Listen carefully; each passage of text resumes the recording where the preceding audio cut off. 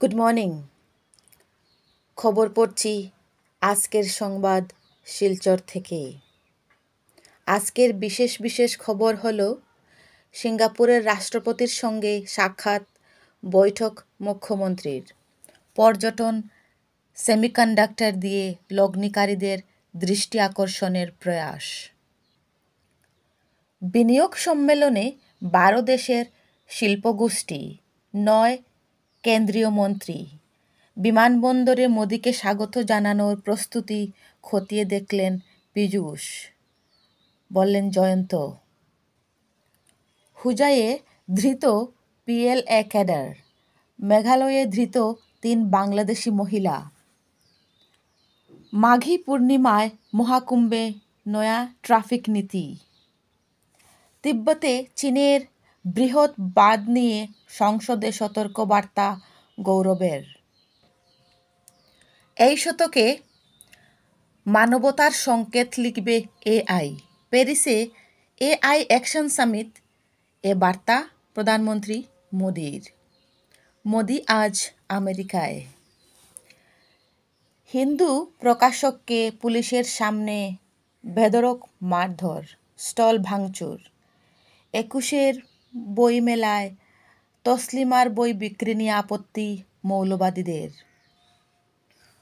বন্ধুত্বে শর্ত নয়, কংগ্রেস মানবে না ডেডলাইন। মোদির সফরের বিরুদ্ধে তাই আহোম পরিষদ। এবার আদানির কাছে 1600 মেগাওয়াট বিদ্যুতের আবদার ইউনূস সরকারের। ঘুষবিরোধী আইন প্রত্যাহার, স্বস্তিতে আদানি। কাল থেকে শুরু উচ্চ মাধ্যমিক। কাছাড়ে পরীক্ষার্থী 15,614। 15 ফেব্রুয়ারি 44 কেন্দ্রে মাধ্যমিকে বসছে 25,972 প্রার্থী। উঠে গেল সাবভেন্যু, বাড়ল 3 পরীক্ষা কেন্দ্র। সুষ্ঠুভাবে পরীক্ষা আয়োজনে মরিয়া কাছাড় প্রশাসন। আসাম বিশ্ববিদ্যালয়ে শুরু কৃষি যন্ত্রপাতি সংক্রান্ত প্রশিক্ষণ। শিবলিঙ্গে প্রভাব ফেলতে পারে প্রতিদিনের জল, দুধ।